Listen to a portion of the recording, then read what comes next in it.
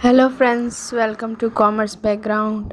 और आज हम देखेंगे कि final accounts of the company कैसे बनता है। फाइनल अकाउंट तो हमने पहले भी बनाया है, बट ये कंपनी का है, तो देखते हैं। तो हमें फॉर्मेट बना लेना होगा। तो आइए देखते हैं फॉर्मेट कैसे बनता है। फर्स्ट लिखेंगे statement of profit and loss for the year ended on, जो भी होगा। फिर particulars, current figure, previous figure में कुछ होता नहीं है बट लिखना पड़ेगा। फिर रेवेन्यू फ्रॉम ऑपरेशन, फिर उसके अंदर होगा सेल्स माइनस सेल्स रिटर्न। फिर सेकंड नंबर पे अदर इनकम। फिर दोनों का टोटल कर देंगे तो टोटल रेवेन्यू आ जाएगा 1+2, वो लिख देंगे। फिर ये हो गया। फिर अब एक्सपेंसेस का करेंगे। तो एक्सपेंसेस में बहुत सारे टाइटल्स हैं, हेडिंग देने पड़ेंगे, उसके बाद लिखने पड़ेंगे। Cost of raw materials, change in inventory, employee benefit, financial cost, ऐसे करके। फिर एम्प्लॉय बेनिफिट में जो आएगा वो लिख देंगे। फाइनेंशियल कॉस्ट में इंटरेस्ट ऑन डिवेंचर। फिर डेप्रिशिएशन जिसका जिसका आएगा सब लिख देंगे। अदर एक्सपेंसेस में जो भी एक्सपेंसेस रहेंगे वो वहाँ पे लिखकर पूरे का टोटल कर देंगे। जितने भी हेडिंग दिए थे सबका टोटल करने के बाद जो आएगा वो टोटल एक्सपेंसेस हो जाएगा। फिर लिखेंगे profit before tax 3 - 4। Oh shit, गलती हो गया मेरे से, यहाँ पे होगा 4। तो 3 - 4 जब होगा तो यहाँ पे मैं 4 लिख देती हूँ, यहाँ पे होगा 4। सो उसके बाद 3 - 4 कर देंगे तो आ जाएगा प्रॉफिट बिफोर टैक्स। और अगर आपको टैक्स दिया रहेगा कि इतना का टैक्स निकालना है तो प्रॉफिट आफ्टर टैक्स हो जाएगा। उसके बाद उसमें से माइनस कर देने के बाद प्रॉफिट आफ्टर टैक्स हो जाएगा। तो फिर आगे का फॉर्मेट देखते हैं बैलेंस शीट का। तो लिखेंगे statement of balance sheet for the year ended on, particulars, current figure, previous figure, equity and liabilities, share holder funds, equity share capital, preference share capital, सब लिख के ऐड कर देंगे। रिजर्व एंड सरप्लस का notes, जो उसका notes है वो नीचे है। जो रिजर्व एंड सरप्लस का नोट्स है वो थोड़ा बड़ा होगा, उसके लिए जगह रखना पड़ेगा। और प्रॉफिट एंड लॉस, PAT ये हो गया है, जो यहाँ पे निकला था प्रॉफिट आफ्टर टैक्स, ये हो जाएगा PAT। और PBT प्रॉफिट बिफोर टैक्स। तो जो आएगा वो लिख देंगे। फिर dividend, general reserve, capital reserve, सब लिख देंगे। जैसे जैसे फॉर्मेट है सेम वैसे पहले बना लेंगे, उसके बाद सब पुट करना स्टार्ट करेंगे जैसे फाइनल अकाउंट में करते हैं। एसेट्स का, फिक्स एसेट्स, नोट टू, आप कोई भी नोट दे सकते हैं जो अगर बड़ा है लिखने में तो उसका नोट्स देकर आप पीछे लिख सकते हैं। फिर non current asset, current asset जो है वो लिख देंगे। फिर सबका टोटल करने के बाद दोनों का जब सेम आ जाएगा तो समझ जाएंगे बैलेंस शीट बन गया। आइए एक सम करते हैं। तो सम फर्स्ट पहले पूरा एंट्री कर लेंगे, उसके बाद एडजस्टमेंट करेंगे कि क्या क्या एडजस्टमेंट है, उसके बाद बैलेंस शीट मैच हो जाएगा। फर्स्ट एंट्री है स्टॉक, ओपनिंग स्टॉक है ये। ओपनिंग स्टॉक के जगह पे लिख देंगे। ओपनिंग स्टॉक कहाँ पे लिख देते थे? चेंज इन इन्वेंट्री, जहाँ पे हेडिंग दिए थे प्रॉफिट एंड लॉस में वहाँ पे लिखेंगे ओपनिंग स्टॉक। जहाँ जहाँ जो हेडिंग है वहाँ बस पुट करना है, बहुत ईजी है। बस एडजस्टमेंट में थोड़ा प्रॉब्लम होता है। तो 1 लाख लिख दिए हैं और फिर जब क्लोजिंग स्टॉक आएगा तो वहाँ पे लिख देंगे। पहले एडजस्टमेंट नहीं करना है, पहले ये सब पुट करना है। फिर है परचेस। तो परचेस कहाँ पे था? तो हम देखेंगे कि परचेस कहाँ पे था। तो परचेस है cost of raw materials consumed में। तो वहाँ पे परचेस जितना अमाउंट है पुट कर देंगे। 8,65,000 है। फिर जो भी है वो लिख देंगे, जितना एंट्री आते जाएगा सब पुट कर देंगे। 10% डिवेंचर, तो 10% डिवेंचर कहाँ पे जाता है? 10% डिवेंचर जाता है नॉन करंट लाइबिलिटीज़ में। सो यहाँ पे हम लिख देंगे अमाउंट, लिख देंगे इसका कितना है 1,00,000। नेक्स्ट देखेंगे wages and salaries. Wages and salaries का कहाँ पे रहता था, एम्प्लॉय बेनिफिट में रहता है वेजेस एंड सैलरीज। तो एम्प्लॉय बेनिफिट में जाएंगे, वेजेस एंड सैलरीज जो है वहाँ पे इसका अमाउंट पुट कर देंगे जल्दी से। पुट करने के बाद नेक्स्ट देखेंगे, नेक्स्ट है टेलीफोन एंड पोस्टेज। ये जाएगा अदर एक्सपेंसेस में। टेलीफोन एंड पोस्टेज लिख देंगे जल्दी से, इसका अमाउंट पुट कर देंगे जो भी अमाउंट है। फिर उसके बाद रेंट, रेट्स एंड इंश्योरेंस, इसका भी अमाउंट पुट कर देंगे अदर एक्सपेंसेस में। सेम फाइनल अकाउंट का जैसा ही है 11-12 में जो किए थे, बट ये स्टेटमेंट में बनाना है और वो ट्रेडिंग और पीएल ऐसे करके बनाना होता था। फिर ट्रेड रिसीवेबल है, तो ये है करंट एसेट्स, सबको पता है, तो ये लिख देंगे करंट एसेट्स में कि ये ट्रेड रिसीवेबल है, इसका अमाउंट बैठा देंगे। बैड डेब्ट्स है, तो बैड डेब्ट्स भी जाएगा अदर एक्सपेंसेस में 1,000, तो लिख देंगे जल्दी से बैड डेब्ट्स।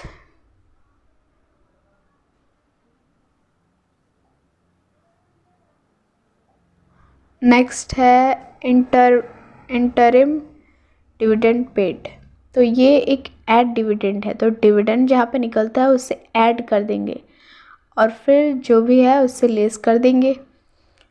तो ये डिविडेंड का हो गया काम। कैश इन हैंड है, तो कैश इन हैंड तो करंट एसेट्स है, तो ये भी करंट एसेट्स में बैठ जाएगा, तो पुट कर देंगे करंट एसेट्स में cash in hand.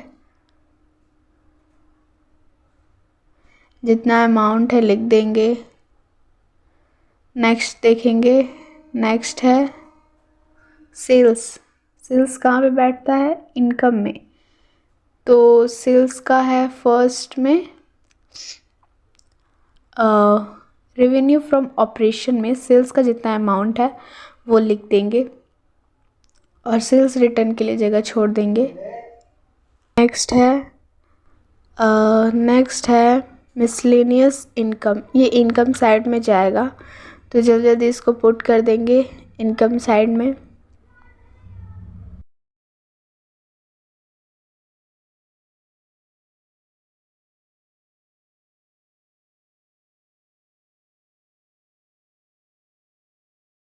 Next entry देखते हैं क्या है। नेक्स्ट है ट्रेड पेबल्स। ट्रेड पेबल्स जाएगा करंट लायबिलिटीज़ में, तो इसको जल्दी से पुट कर देंगे करंट लायबिलिटीज़ में।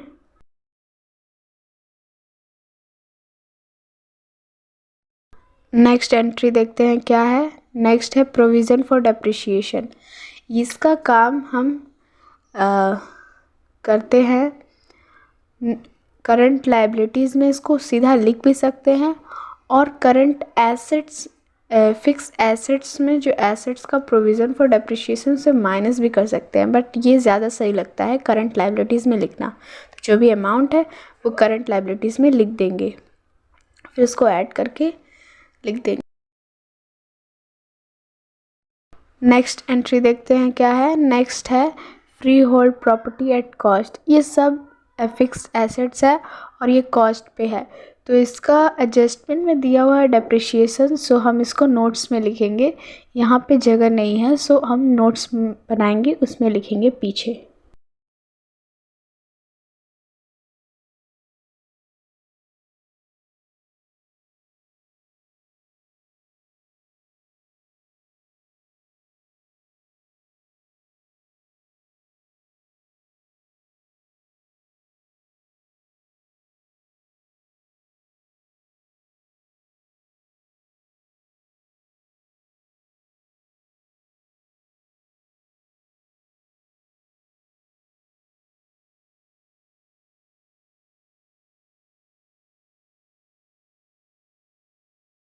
अब नेक्स्ट एंट्री देखते हैं क्या है। नेक्स्ट है provision for bad debts. Provision for bad debts है, तो ये ओल्ड है, तो ओल्ड हमेशा इनकम में जाता है, सो अदर इनकम में इसको लिख देंगे।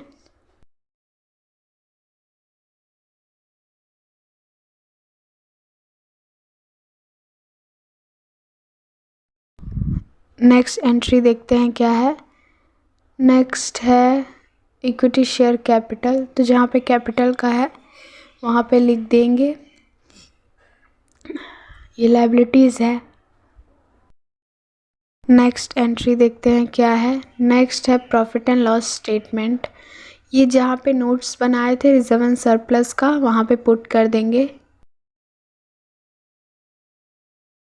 नेक्स्ट एंट्री देखते हैं क्या है। नेक्स्ट है कैपिटल रिज़र्व, जहाँ पे कैपिटल रिज़र्व लिखे थे वहाँ पे ये अमाउंट लिखकर बस रख देंगे अभी। नेक्स्ट एंट्री देखते हैं क्या है। नेक्स्ट है डिवेंचर इंटरेस्ट पेड, तो इंटरेस्ट ऑन डिवेंचर कहाँ पे जाता है, फाइनेंशियल कॉस्ट में, तो इसका अमाउंट लिख देंगे। नेक्स्ट एंट्री देखते हैं क्या है। नेक्स्ट है कैरेज इनवर्ड, कैरेज इनवर्ड होता है जो परचेस से ऐड करते हैं कैरेज इनवर्ड को, तो परचेस रिटर्न तो है नहीं तो यहाँ पे नील देंगे, प्लस जो कैरेज इनवर्ड है उसको ऐड कर देंगे। नेक्स्ट देखते हैं क्या है। नेक्स्ट है लाइटिंग एंड हीटिंग, ये जाएगा अदर एक्सपेंसेस में, तो इसको लिख देंगे।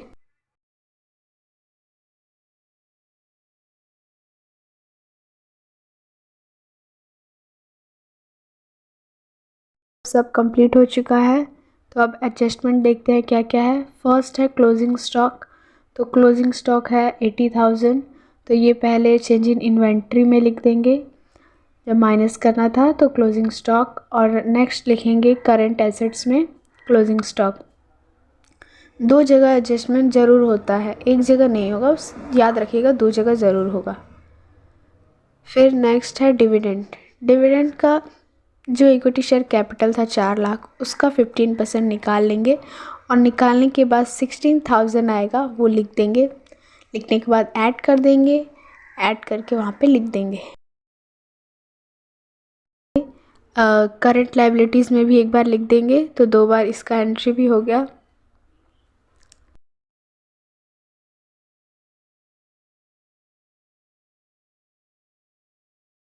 एडजस्टमेंट देखते हैं क्या है।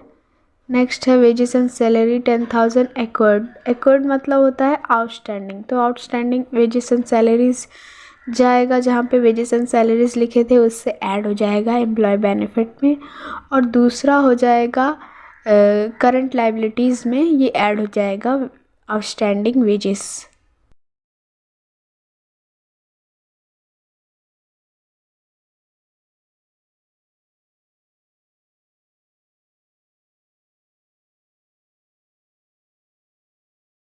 नेक्स्ट एडजस्टमेंट देखते हैं। Depreciation is to be provided 30,000 vehicles and office equipment, so depreciation में जो है वो लिख देंगे फर्स्ट।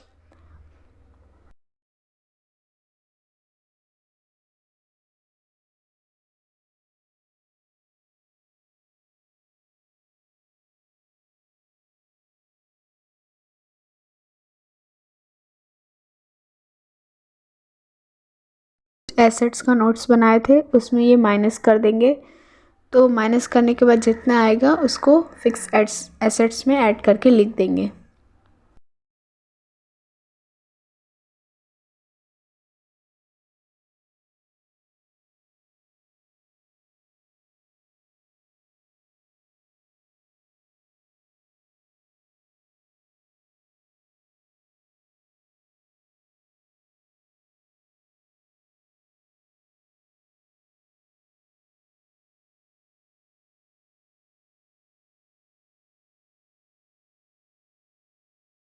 नेक्स्ट लिखा हुआ है ignore taxation and transfer to reserve, तो इग्नोर करने, बस सब हो चुका है। अब पूरा ऐड करके सबका बैलेंस निकाल लेंगे, और उसके बाद बैलेंस शीट भी कंप्लीट कर लेंगे, जिससे हमारा फाइनल अकाउंट कंप्लीट हो जाएगा।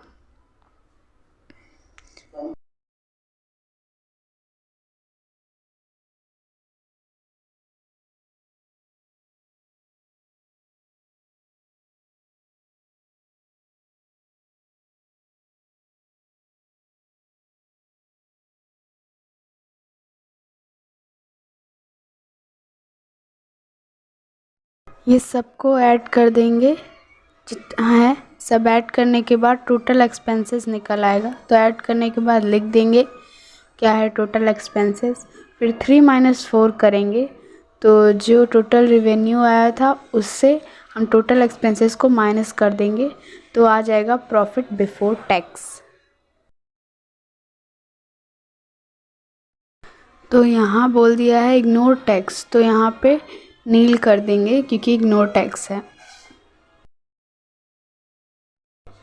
अब जो प्रॉफिट बिफोर टैक्स आया है वो ऐड कर देंगे प्रॉफिट एंड लॉस से।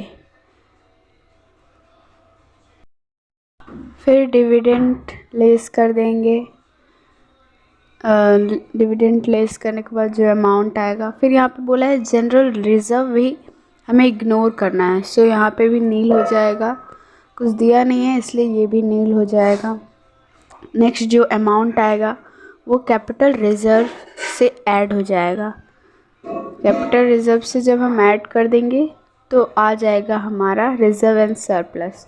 इस अमाउंट को रिजर्व एंड सरप्लस में लिख देंगे।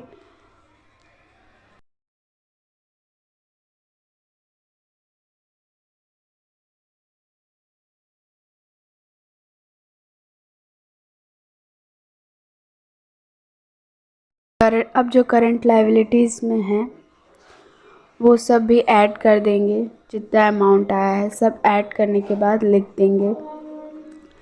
लिखने के बाद तीनों का टोटल कर देंगे। टोटल करने के बाद भी लिख देंगे। फिर ये अमाउंट हो गया लायबिलिटीज साइड का। अब एसेट साइड का देखेंगे, जो भी अमाउंट है करंट एसेट्स का सब जोड़ के जितना आएगा तो दोनों का बैलेंस मिल गया तो हो गया पूरा फाइनल अकाउंट। फाइनल अकाउंट का थ्योरी और इसका फॉर्मेट मैं नेक्स्ट वीडियो में दे दूँगी कि पूरा फॉर्मेट कैसा होता है। वीडियो अच्छा लगा हो तो लाइक कीजिए, चैनल को सब्सक्राइब कीजिए।